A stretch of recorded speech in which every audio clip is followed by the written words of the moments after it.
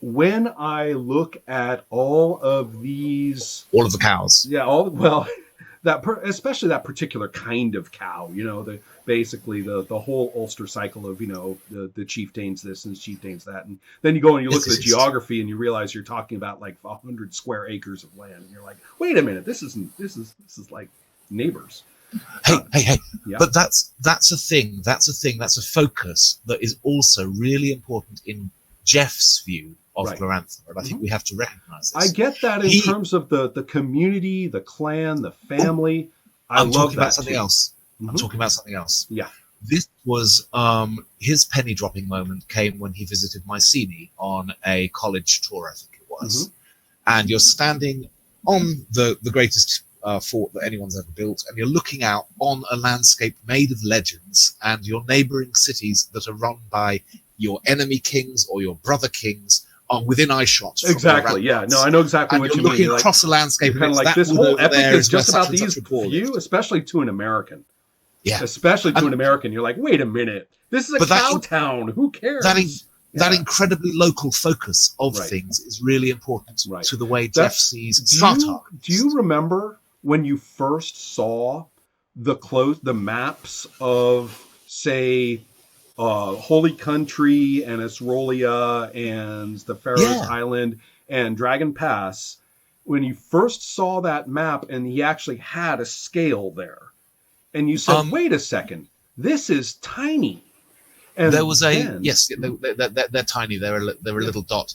There was that big map of the continent where they had the kind of the rockwoods swooping down and back up in a semicircle, and then a little square box in the middle. Exactly. And then and only later when I learned how important the Levant was of a roughly equivalent size. I mean, you go from Latakia to Gaza. Do you know? And you say, wait a minute, I guess it makes sense. You do. I mean, the whole real world thinks that that's the holiest spot in the world. I guess that makes sense that, Dragon Pass could be it for Glorantha. I get that. There's a chap called Andrew Logan Montgomery. I don't know if you're familiar with him. No. He does a lot of reviewing. He got into Sanskrit studies through Greg. He has very interesting views about Afghanistan as Dragon Pass. And I totally talk about that. I always say Persians and Afghans. Go on. I think you should probably see what he has to say. I'll just send you a blog link to this Discord thing. Because that's kind of the analog that I always tend to run with. But the deal for me is that I am talking about not intent. And I don't know who's going to believe me on this one or even understand it. But when I'm talking about, and I will use the word racism, I am not talking about the hatred in your heart through intent. I'm talking about just what I'm looking at through the course of the art as we go along. And in that sense, whether you want to call it racist or not, or whether I do in particular, I'm going to leave up to the experts. There's a lot of self-appointed experts about what racism is and isn't. And I'm just going to leave it up to them. Okay? They can go look at it. I'm saying that when I see the shift into the blonde beards and the kilts and the woad and all that kind of thing, I'm saying, oh man, I get why this happens, but could we not be a few dots further toward the Tecumseh end? Without going all the way that it becomes one man's isolated thing that has had numerous false starts over and over and over again, which is what's happened to Tecumseh. Instead of, I don't want to go all the way down that road, certainly, but can we not be a few more dots over toward the functional qualities of that original paragraph? And that's really where I'm coming from when I say, here comes, going back to that essay I put up at Facebook and that I've revised since then, and I'm going to turn into presentations and everything. I look at this and I say, here is Joe Blow showing up, and he bounces off the internet with everybody yelling at each other, and he doesn't know a Carpathian from a Carmanian, or a Yep. he doesn't know a Dalmatian from Dara Hapan, or You, he's what the fuck, right? you don't need to know what a Carmanian is if you're playing a normal game in Glorantha. Yeah, and so and even so, he's just bouncing off the stuff. And remember, we're not talking probably about an old school fantasy teen like you and me. We're not talking about people who learned about Conan from Marvel Comics and ran off and read the books by Howard. Mm-hmm. We're talking about people who have 2, 3, 4 decades of utterly layered, derived pop media instead. That's all they have. And so to them, they're coming at this and thinking they're going to come and find it to be very much like any role-playing source book. It's a fantasy setting, right? Yeah. And so they're coming with that attitude. And you can do the things with fantasy settings. Yeah, and so they bounce off the fan base, bless their hearts, fan base I mean, and they also bounce off the basics of, wait, how do I even approach this as fantasy? And they bounce off, what am I even looking at? And one thing that can crop up is, what kind of, let's face it, in all heroic fantasy is ethnic. All of it. Historically and otherwise. All heroic fantasy is embedded in issues of ethnic identity. And so the notion that when you encounter some group playing RuneQuest or HeroQuest, or for all I know, 13th Age, or who knows what people are doing, somewhere playing Glorantha with God knows what, and D20, I shouldn't wonder, right, somewhere, and this person runs into this, and as I say, here are my basic questions that you're going to have to ask.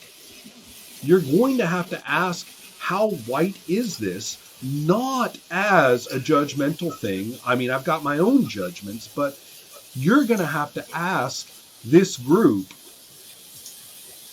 probably tacitly, just by picking it up and realizing that's going to vary. Unlike every other fantasy setting and role-playing game, Glorantha doesn't really know. Your table knows. And so, therefore, you sit down at this table, and it's a good thing to know that question is on the table and answered by the table. How white is this? Uniquely in role-playing. You don't have to ask that for Tekkamel, right? Tekkamel's real straightforward. The people look like this. You don't have to ask that for D&D. Everybody looks like this. They look like Canadians playing Americans on TV, right? There you go. And I like that. Yeah, exactly. We had a lovely time recently. It was about half a year ago. Somebody was asking about ethnicities in Glorantha just in order to get their head around what different people looked like, and they were hitting some interesting answers, and some answers that you would approve of, and some answers. The point is that there isn't one of the fun things was me doing the melting pot thing, saying, well, all of Dragon Pass, everyone human in Dragon Pass arrived there in the Third Age. Right. In the Second Age, there was a world empire which stretched off to the mystic Orient and the distant South and the like, and had all kinds of people from all these places in all its ports. Right. So you've got an 11-team situation where every freaking gene from the entire global genetic structure is embedded in, as we speak, Beirut. There is no reason why Morgan Freeman couldn't have played Old Man Colimar. Yeah. And so I completely get that. And what I'm trying to say is that every table is going to have a tacit answer that you're not going to find in a book. You're only going to find it at that table. And so as a newcomer to all this, and one of the people that, over the years have come up to me and said, oh my God, I don't get Glorantha. Can you say a thing to me that will help me? And the first thing I'm going to say is exactly what the fan base doesn't want me to say. I'm not going to point to the right and proper reference and then have everybody debate on whether the right and proper reference is actually right and proper. Instead, I'm going to say, keep your eyes and ears open at the table, because that ethnic question is a very important issue and it's going to be answered at your table. Your game master and the other people who are into that particular play culture, they're going to have a real clear idea in their heads, and you just have to pay attention and learn, and that's your Glorantha, ethnically. Yeah. And Now, I think that has to be the answer. you're mentioning Afghans was really quite interesting. It's because you mentioned Afghans in the context of and then high fantasy Canadians playing Americans. Right. Reminded me of a really terrible book that I wish I hadn't bothered reading. But Oh, tell me. I can't wait. Yeah. It's Neil Stephenson's. It's called Reamed. Reamde. Like Okay. Twist on read me. Uh-huh. But the only thing in that I would carry away is he has a long shtick about how the northwestern United States are essentially very similar to Afghanistan in being an ungovernable tribal wasteland. He's talking about Idaho, and he's talking about Eastern Oregon, and right. Montana. Uh-huh. He's on the militias. He's on the heavily armed separatists. Mm-hmm. And he's doing this through the eyes of point of view characters who are Russian and Chinese and who don't get why the Americans don't realize that they've got their own little breakaway, secessionist, unrulable set of princedoms and what have you in the Northwest. And that is the only thing I wanted to drop, is if you can say, well, it could be Afghanistan, but it could be Montana. Right. That's actually doing quite a lot of ethnic heavy lifting. Oh, it is. But the interesting point is that people arrive at this in play culture very intuitively, right? A given group sitting down to play is going to arrive at this kind of thing. In the past, I'm not talking about now, not when we're looking at, the modern RuneQuest and the modern HeroQuest, which, as you mentioned before, have done for the first time addressed the issue as an art direction issue. Yeah. But up until then, and that's a long time. Up until then, you have local play culture calling the shots. Yep. And often with a voluminous literature, and discussion, internet presence and stuff like that. So you're going to end up with when we say your Glorantha may vary, we're not necessarily talking about the finer points of ideology and about whether Rasharan is a good guy, gal, or not.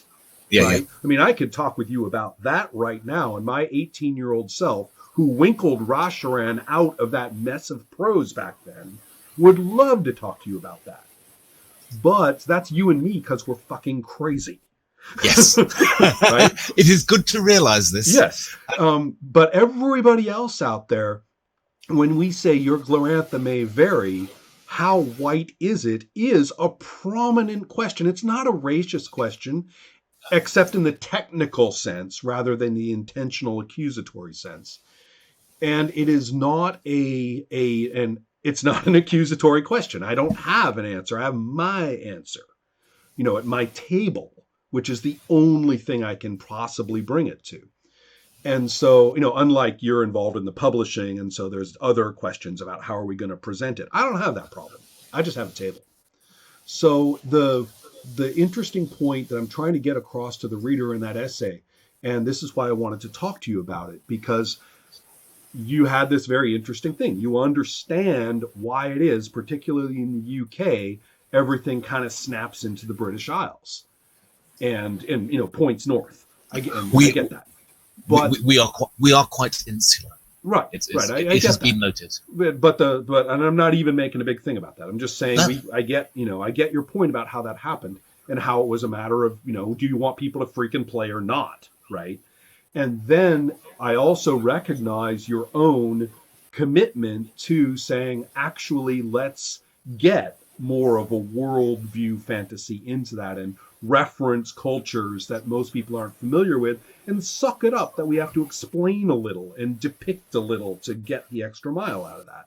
And so in this context, how do you say this in these little presentations of mine, where I say one of the primary questions is how white is it? What I've done in that little essay, which is going to translate into the presentations, I've gotten rid of the whole thing about any group's particular intentions or attitudes. I've just Thank you. raised it. Yeah. I've just I think that's wise. raised it as this is historically what has happened through the extremely understandable local invention of what you're doing. If you'd like me to look at a next version Yeah. in public or in private, I'd be delighted to read through that. It certainly makes me think about stuff, and I know that's the point in this gaming thing we do. That's As what we do. Older and wiser, I realise that it is much more interesting to challenge people's assumptions than to play along and support them. Right. Well, I appreciate that's part it. of why I think this.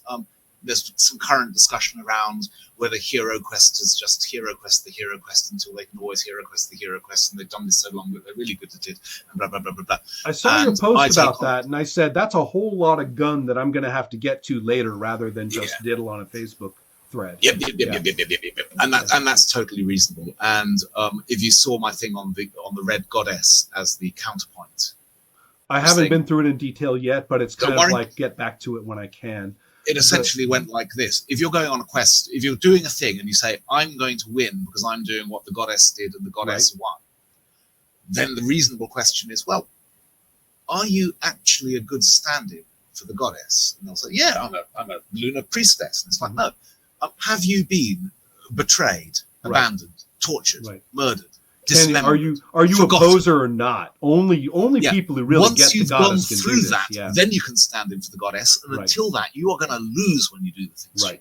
I completely get that. And it taps into me very nicely to the seasonal hero questing that's referenced in some of the sources. The idea is on the holy day, we do, for lack of a better word, a somewhat controlled or extremely rictualized hero quest.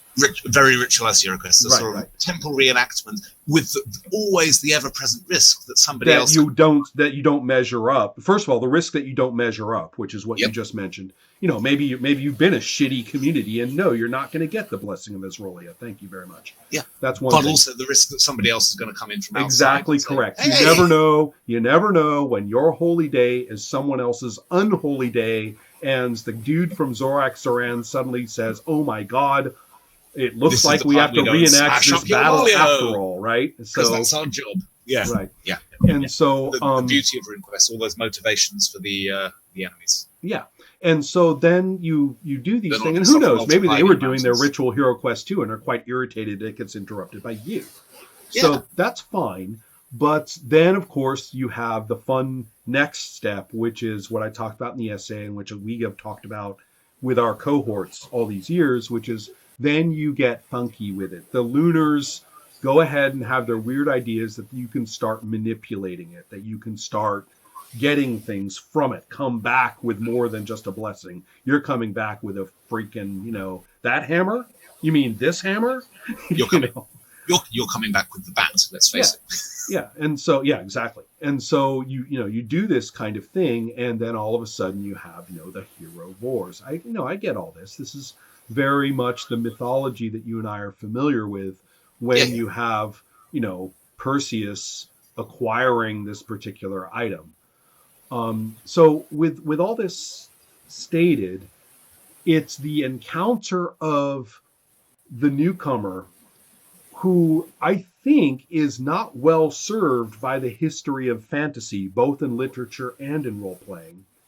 And they have really no idea about the independence from D&D, because D&D as they know it today, or even 20 years ago, wasn't a thing. And so it's not fantasy fandom. It's fantasy activity. See the difference? To engage in fantasy fandom, you want to get what you know. You want it confirmed. Yeah. To engage in fantasy, to be a fantasist, even as just a reader, I'm not just talking about creativity versus audience. That's not what I mean. As you want to be startled and delighted by something new. Right. And not only that, but you want to resonate. Yeah. And you know that you're actually taking it in yourself. What does it mean when Conan has a mane of black hair in Robert E. Howard? What a mane of black hair means in 1930 is very different than what it means in 1970. Yeah. And that's fine. you take it up and you incorporate it, and your Conan now has, basically rock and roller hair. Um, so it's a really, to me, that sort of ownership. The writer of fantasy was writing to people who were going to do that prior to the mid 80s. They were writing for people who, had their own scattershot readings of the epics and the mythologies and prior fantasies and stuff like that. And they knew that those people were going to take what they wrote and they were going to bring that participation into the reading. Yeah. And I miss that. I miss it horribly. And it seems to me as though Glorantha, in the long run, has been the holdout for that spirit of fantasy. They don't understand the independence that someone like Ken St. Andre had, or that someone like Greg Stafford and Friends had, and a number of other games I could mention too that are less well known. That they actually were people who were well versed in fantasy and were literally doing their own thing.